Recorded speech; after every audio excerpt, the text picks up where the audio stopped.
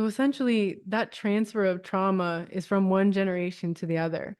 And this happens in family systems, and then it affects every aspect of a person's life. So it affects their love and connection, their relationships, their worthiness, their self-esteem, their health and sanity, their ability to manifest and have abundance in their life, among so many other things.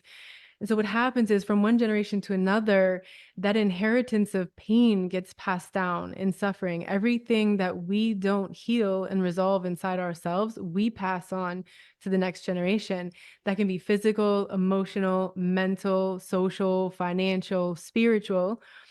And what that comes across is it's like it's our perspectives of life, it's our belief programs, it's our behaviors, it's our values, the narratives that we tell ourselves about who we are, about what is life, about what is our purpose in life. All of that gets passed down from one generation to the next.